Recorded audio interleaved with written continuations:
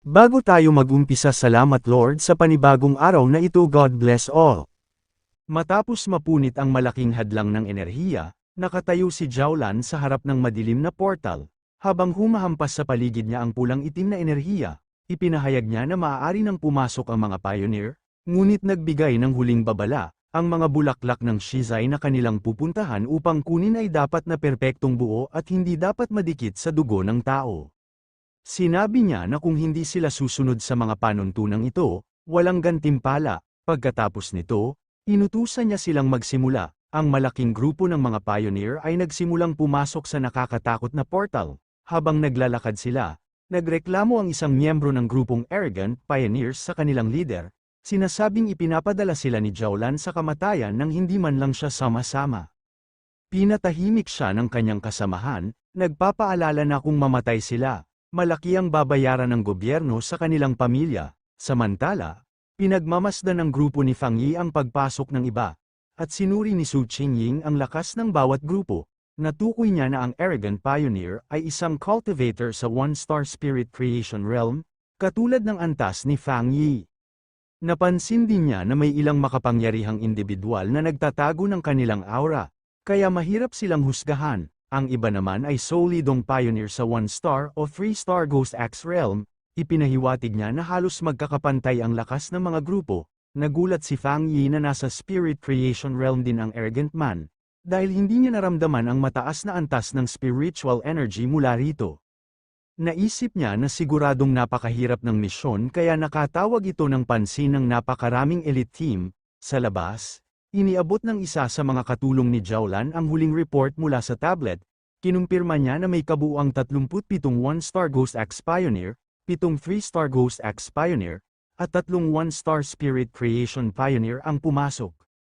Ang misyon ay may mga halimaw na nagbabanta mula B-level hanggang S-level. Kalmadong sinabi ni Jowlan sa kanyang katulong na ihanda ang monitoring equipment, at tiniyak na handa siya. Sa loob ng portal, napunta ang mga pioneer sa isang desyerto, madilim, at maulap na lugar na puno ng mga patay na puno. Pagpasok ng grupo ni Fang Yi sa madilim na lugar, agad silang napalibutan ng mga aninong itim na gal-ame ng enerhiya. Nagbabala si Fang Yi na magdikit-dikit, dahil ang matinding dark attribute sa lugar ay haarang sa kanilang paningin, at madali silang magkahiwa-hiwalay at mawala. Kasunod ng babala niya, biglang napaluhod ang red-haired leader, nakaramdam ng pagkahilo. Nagpaumanhin siya, sinasabing hindi niya mapigil ang samuka. Kalmadong lumapit si Su Qingying sa kanya at sinabing normal lang yun. Ipinaliwanag niya na ang masamang amoy ay halo ng nabubulok na katawan at brain fluid, isang amoy na hindi kayang tiisin ng karamihan. Itinuro niya ang isa pang grupo ng mga pioneer sa malayo na nakahandusay rin, sumusuka dahil sa masamang hangin, na nagpapakita na kahit ang mga may parehong lakas ay apektado. Patuloy na ipinaliwanag ni Su Qingying na ang dark attribute ay natural na panlaban sa mga pioneer, na gumaganap bilang isang uri ng polusyon na nagpapahina sa kanila. Nagbabala rin siya na ang mga halimaw sa lugar na ito ay sobrang aktibo. Nakikinig ng mabuti si Fang Yi habang ipinapaliwanag niya ang mga kilalang banta. Ipinaliwanag niya ang opisyal na klasifikasyon ng mga halimaw. Ang mga B-level na halimaw ay banta sa mga pioneer na may parehong antas.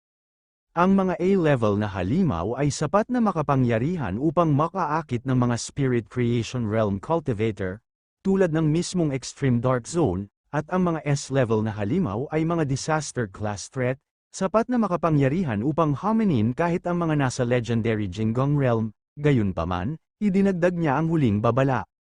Ang Dark Attribute sa lugar na ito ay nagpapalakas sa mga nilalang. Ang isang halimaw na karaniwang B-level threat ay magiging A-level threat sa loob ng lugar na ito. Nagulat ang red-haired leader sa bagong impormasyong ito. Nag-aalalang nagtanong si Lin Yi kay Su Qingying kung siya at ang kanyang team ay hindi apektado ng polusyon. Tumawa si Su Qingying, ipinaliwanag na hindi siya apektado dahil sanay na sila ng kanyang team na harapin ang mga katulad na halimaw at hindi sila nababahala sa amoy. Ibinunyag din niya na kamakailan lang ay umabot siya sa 3-star Ghost Axe Realm at nagsusumikap na palitan ang kanyang water attribute sa ice attribute. Nagsalita si Lin Yi, tinawag si Su Qingying. Sinabi niya na dahil pareho sila ng antas, nagtataka siya kung nararamdaman din niya na ang kanyang spiritual energy ay pinipigilan ng husto. Higit pa kaysa noong mga nakaraang misyon niya, kinumpirma ni Su Qingying ang kanyang hinala, at nagdagdag ng babala na maraming high-level master, kabilang ang mga one-star spirit creation military elite, ang namatay sa lugar na ito, kaya kailangan nilang maging maingat. Habang papalalim sila sa desyertong lugar, nanguna si Su Qingying, nakita niya na hindi na nila makita ang grupo sa unahan nila at hinimok ang kanyang team na bilisan ng kaunti, pagkatapos ay nagbigay siya ng mahalagang tagubilin. Dapat silang magsalita ng kaunti upang makatipid ng kanilang pisikal na lakas at pag-isiping mabuti ang kanilang spiritual energy upang maiwasan ang dark mist na samantalahin ang anumang kahinaan. Habang naglalakad siya, inisip ni Fang Yi ang kanyang sariling kalagayan. Nagulat siya na hindi niya nararamdaman ang parehong matinding discomfort na nararamdaman ng iba. Napagpasyahan niya na malamang dahil natural na tinutulak ng kanyang enhanced yang at thunder attribute ang dark attribute, o marahil ay mas lumakas lang ang kanyang spiritual power pagkatapos ng kanyang pag-abot sa spirit creation realm. Sa ibang lugar sa zone, ang arrogant pioneer at ang kanyang team ay nasa isang matinding labanan. Sa isang malakas na slash ng kanyang kumikinang na berdeng espada, madaling pinutol ng leader ang ulo ng isang napakalaking hayop. Tumawa siya ng may pagmamayabang, kinukutya ang mga panganib ng zone.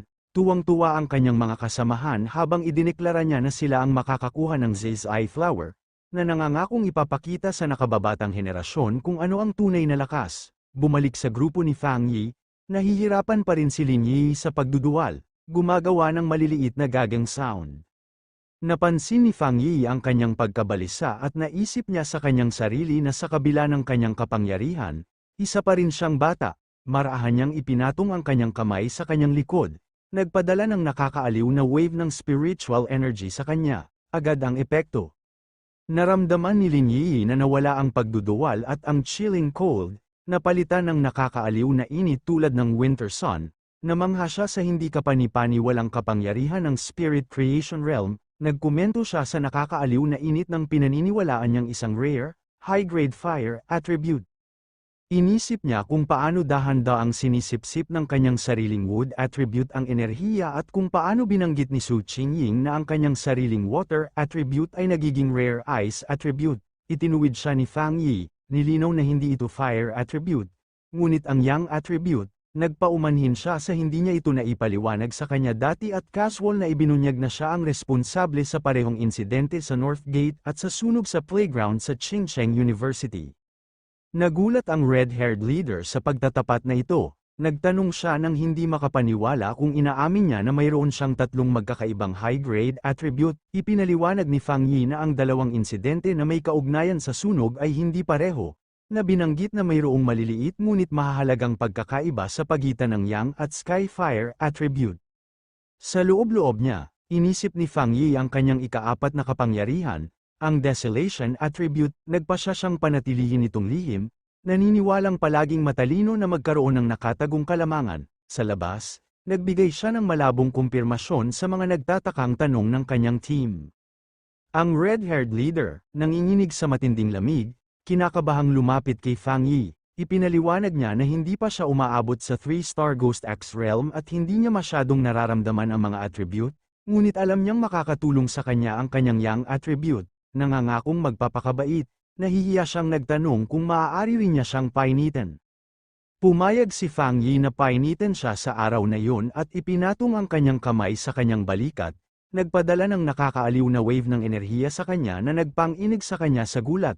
Habang nagbubuga siya ng nakikitang puff ng mainit na hangin, humihinga ng maluwag, si Zhang Xiaoya at ang iba pang miyembro ng squad ni Su Qingying ay nagtinginan ng may pagkalito. Nakita kung gaano ito kabisa. Mabait na inalok ni Fang Yi ang parehong sa team ni Su Qingying. Pagkatapos ng ilang sandali ng pag-aalinlangan, inamin ni Su Qingying na masarap sa pakiramdam ang init, at sabik na tinanggap ng kanyang dalawang masigasig na subordinate ang alok. Sa pamamagitan ng sunod-sunod na mabilis na tapik, ibinahagi ni Fang Yi ang kanyang protection na yang energy sa tatlong babae, na lahat ay nagpahayag ng kanilang pagkagulat at pasasalamat sa nakakaaliw na init. Ang kanilang maikling sandali ng ginhawa ay nawasak ng tunog ng mabibigat at may kukong yapak na lumulutang sa patay na lupa sa malapit. Agad na tumigas ang ekspresyon ni Fang Yi habang nakikita ng kanyang mga pandamaang banta, at nagbabala siya sa grupo na may papalapit na halimaw. Bigla, isang napakalaking, malilim na nilalang na parang lobo ang sumugod mula sa hamog, agad na tumugon si Su Qingying, lumundag at lumikha ng mahabang blade ng asul na enerhiya upang pigilan ang pag-atake. Lumapag ang hayop na may kalabog sa likod mismo ng natakot na red-haired leader, na nagdulot kay Fang Yi na sumigaw ng babala sa kanya. Ang halimaw, na napapalibutan ng isang nakakatakot na purple at black aura, ay nagpakawala ng isang galit na dagendong at sumugod. Kinilala ito ni Su Qingying bilang isang mapanganib na A-level na halimaw. Ipinahayag na hahawakan niya ito, humakbang siya at nagpakawala ng isang malakas na pagsabog ng matalim na ice energy mula sa kanyang kamay, na tumama ng direkta sa nilalang. Sa kanilang pagtataka, naglaho ang halimaw sa kawalan sa pagtama. Nakatayo si Su Qingying na handa, isang ice crystal na nabubuo sa kanyang kamay, habang nagtataka si Lin Yi kung nawala na ba ito. Gayunpaman, nakita ni Fang Yi ang katotohanan sa likod ng pag-atake, ang kanyang matalas na mata ay tumagos sa hamog, na nagpapakita na ang halimaw ay isang distraction, ang tunay na banta ay isang napakalaking pulutong ng mga figurang parang zombie na may kumikinang na pulang mata, tahimik na naglalakad patungo sa kanila. Sumigaw siya ng desperadong babala para bantayan ng lahat ang kanilang mga paa. Ngunit huli na, ang lupa sa ilalim nila ay sumabog sa isang masa ng mga aninong kamay at galamay, na nakulong ang buong grupo habang papalapit ang pulutong na zombie mula sa lahat ng panig. Napapalibutan ng humahawak na pulutong na zombie, kalmadong sinabi ni Fang Yi sa kanyang mga kasama na umatras habang binunot niya ang kanyang espada. Ang kanyang mga mata ay nagliwanag sa isang napakatalino, nag-aapoy na ilaw, at nagpakawala siya ng isang napakalaking, paputok na wave ng purong apoy, agad na nasunog ang buong zombie sa inferno. Ang kanilang mga aninong anyo ay natunaw sa apoy habang sila ay sumisigaw sa sakit, nakatayo sa gitna ng namamatay na mga baga. Casual na pinaikot ni Fang Yi ang kanyang espada, na nagpapahayag na ligtas sila sa sandaling ito. Ipinaliwanag niya na sa kabila ng ilusyon ng isang malaking pulutong, mayroon lamang dalawang halimaw na kumokontrol sa mga puppet. Nagulat si Su Qingying, na pagtanto na ang mga halimaw sa zone na ito ay umunlad na sa punto kung saan maaari nilang gayahin ang wika ng tao. Mapait na iminungkahi ni Fang Yi na malamang dahil nakakain na sila ng maraming tao at natuto mula sa kanilang mga biktima. Natigilan ang grupo sa kapangyarihang nakita nila. Sinabi ni Su Qingying na ang Extreme Dark Zone ay napakapanganib na ginawa nitong A-level threat kahit ang pinakamahina sa mga nilalang na ito, na ginagawang imposible para sa sinuman na mas mababa sa Spirit Creation Realm na labanan ng harapan. Sa isang hiwalay na lokasyon, pinanood ng misteryosong Jiaolan ang mga pangyayari. Namangha siya, na pagtanto na sinira ni Fang Yi ang dalawang A-level na Phantom Beast sa isang strike. Inamin niya sa kanyang sarili na kahit siya ay kakailanganin silang labanan ng ilang round upang manalo.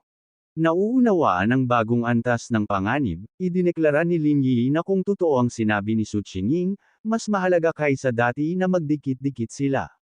Nagbabala siya na maaaring magbalat kayo ang mga halimaw at umatake kapag nagpabies sila, at hinimok niya ang red-haired leader na bumangon mula sa lupa. Ang red-haired leader, gayunpaman, ay nanginginig pa rin, hindi dahil sa mga halimaw, ngunit dahil sa napakalaking kapangyarihan ng pag-atake ni Fang Yi.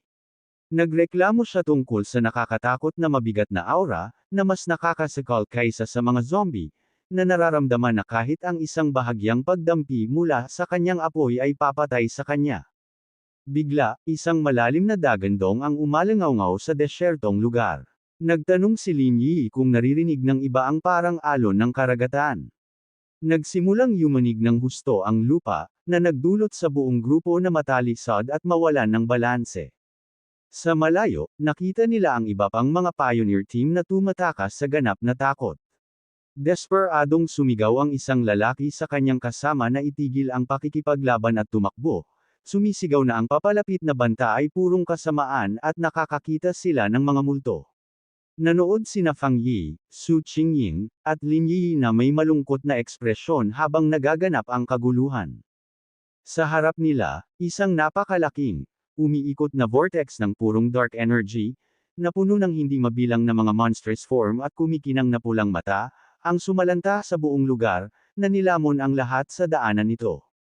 Ang arrogant pioneer at ang kanyang team ay nahuli sa gitna ng sakuna, na kinilala bilang ang legendary Dark Tide.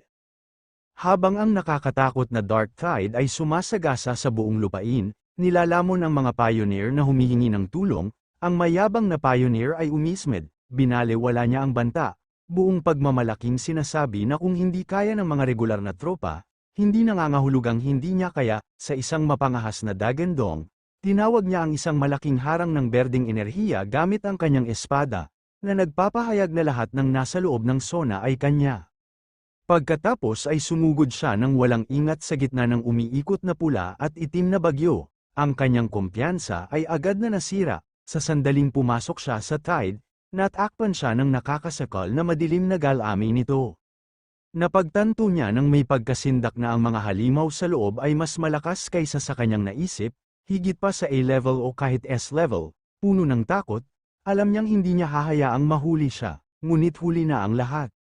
Siya at maraming iba pang mga pioneer ay nilamon ng napakalaking kadiliman, ang kanilang mga hiyawan ay umaalingaw habang hinihila sila sa kailaliman, mula sa isang ligtas na distansya, pinanood ng grupo ni Fang Yi ang nakapangingilabot na tanawin. Ang pulang buhok na pinuno, si Shaken, ay nag-iisip kung patay na ba ang iba at kung mayroon silang anumang pagkakataong makatakas.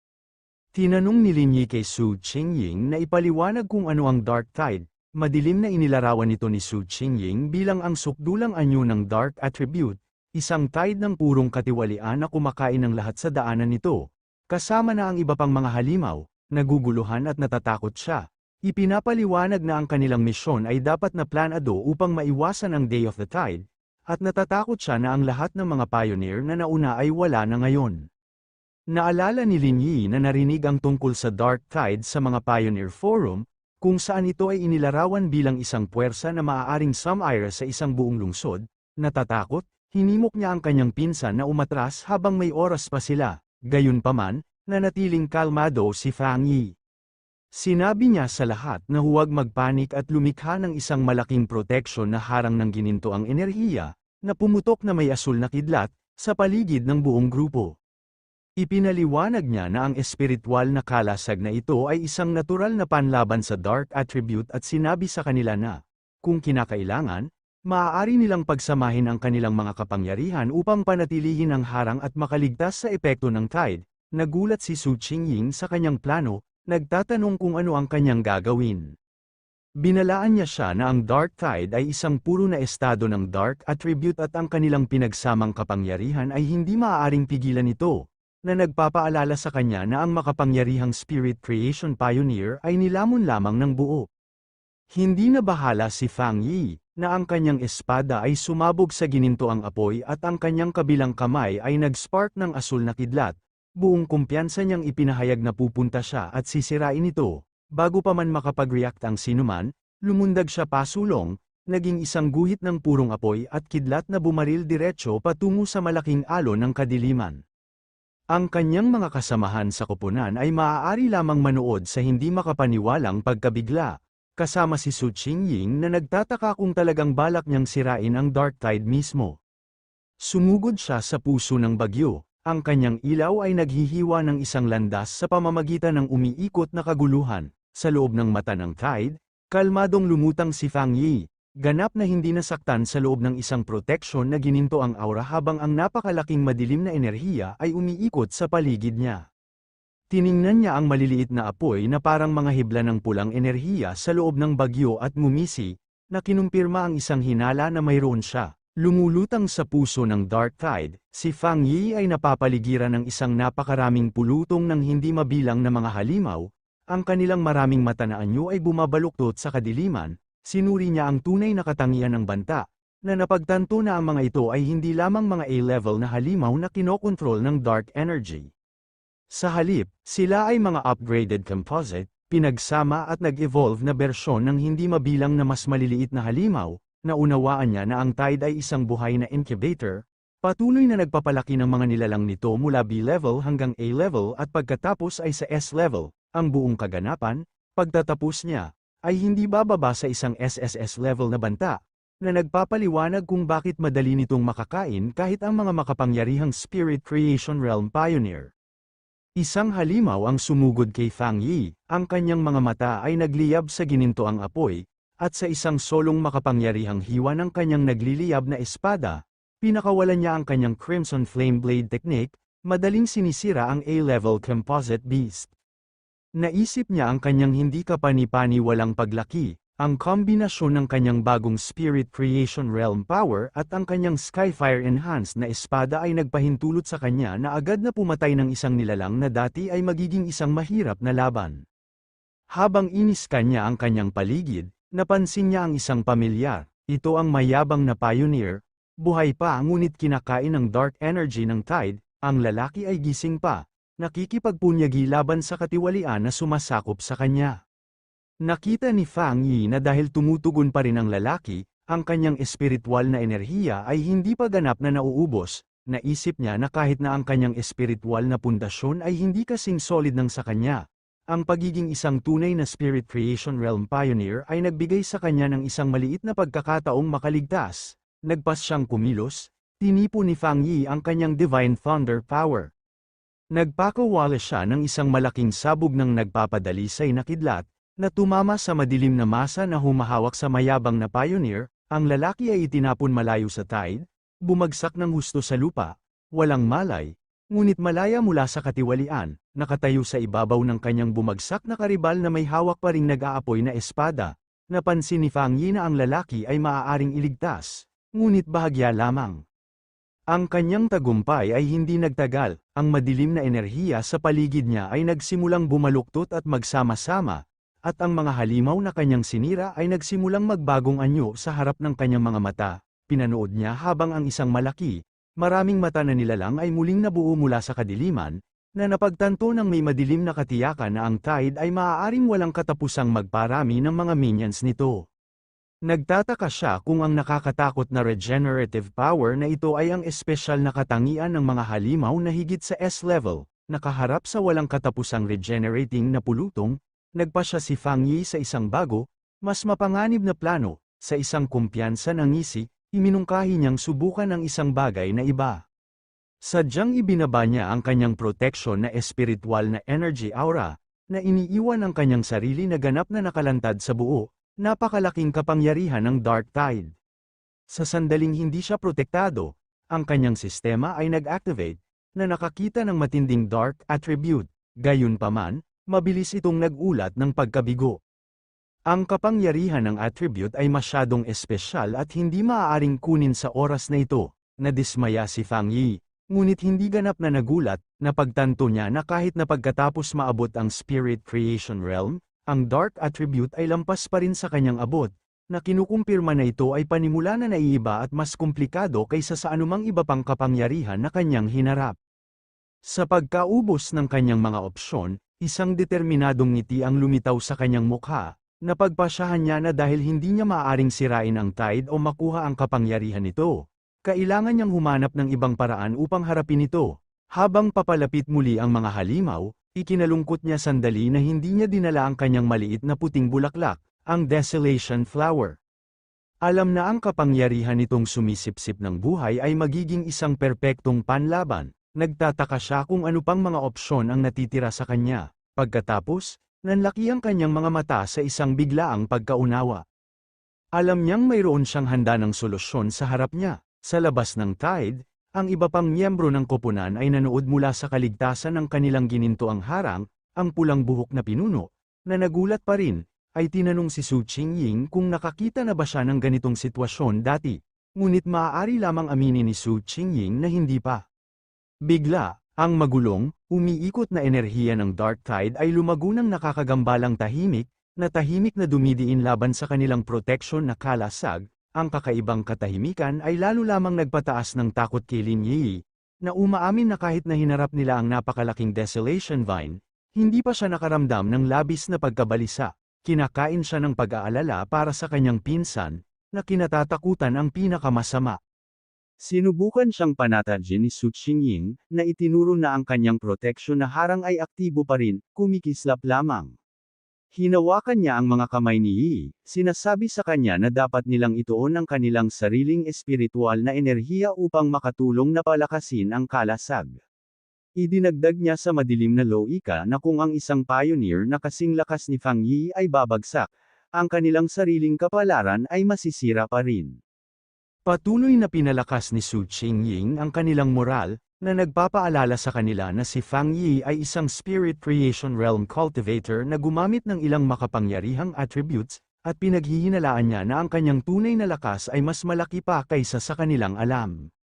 Sinabi niya sa kanila na hindi responsibilidad ng mga pioneer sa kanilang antas na mag-alala tungkol sa pagliligtas sa isang taong higit na nakahihigit sa kanila. Ang kanyang nakakagulat na nakakatawa at kumpiyansa na mga salita ay nakapagpakalma kay Lin Yi, na nagpasalamat sa kanya. Ngumiti lamang si Su Qingying, na inaamin na madalas sabihin ng kanyang sariling mga kasamahan sa koponan na siya ay masyadong seryoso at tinanong kung medyo mas maganda ang pakiramdam ni Yi. Ang kanilang tense na bigat ay nabasag nang sumabog ang isang malaking haligi ng purong apoy mula sa loob ng Dark Tide, na itinulak pabalik ang mapang-epang kadiliman, mula sa puso ng impyerno. Pinakawalan ni Fang Yi ang kanyang ultimate technique, ang Nine Dragons Skyfire Sealing Art. Bumangon siya mula sa apoy, ang kanyang katawan ay kumikinang sa isang halo ng asol at gininto ang enerhiya. Sa labas, ang kanyang mga kasamahan sa koponan ay nanood sa ganap na pagkamangha. Tuwang-tuwang itinuro siya ng pulang buhok na pinuno sa isang nagulat na si Lin Yi, habang nakatitig si Su Qingying sa hindi makapaniwalang pagkamangha sa napakalaking sukat ng kapangyarihang ipinapakita. Ang teknik ay lumitaw bilang siyam na napakalaking nag-aapoy na dragons na umiikot at sumasayaw. Ang kanilang pinagsamang ilaw ay ganap na nakahihigit sa Dark Tide. Sa ibang lugar, ang misteryosong si Zhao Lan, na nagmamasid sa misyon, ay nawalan ng balanse dahil sa napakalaking espiritual na presyon. Kinilala niya ang kapangyarihan bilang ang legendary Skyfire attribute at ang teknik bilang isang malakas na seal. Pinanood niya sa ganap na kawalan ng paniniwala habang ang siyam na dragons ay nagsama-sama, pinipiga ang buong, sumisira sa lungsod na Dark Tide sa isang solong, hindi matatag na orb ng nag-aapoy na enerhiya, na nagtatanong kung talagang nagawa niyang i-seal ang buong kaganapan. Ngunit hindi pa tapos si Fang Yi. Matapos mapigilan ang tide, tinipon niya ang kanyang Divine Thunder Power sa kanyang mga kamay, na pinakawalan nito sa isang malaking vortex ng pumutok na asul na enerhiya na umiikot sa paligid ng selyadong nag-aapoy na sphere. Sa isang malakas na dagendong, tinawag niya ang pangalan ng kanyang pinagsamang teknik, ang Nine Dragons Edict. Ang dalawang napakalaking kapangyarihan ng apoy at kulog ay nagbanggaan, na lumikha ng isang malaking pagsabog na yumanig sa mismong pundasyon ng Extreme Dark Zone. Sa isang panghuling, mapagpasyang utos na i-seal, pinagsama ni Fang Yi ang kanyang mga kamay, na pinipilit ang magulong enerhiya na bumagsak sa sarili nito. Ang vortex ng apoy at kidlat ay pinagsama sa isang mas maliit, mas matatag na sphere, na sa wakas ay nanirahan sa isang maliit, maliwanag na kumikinang na orb ng perpektong nakapaloob, pulsating na kapangyarihan.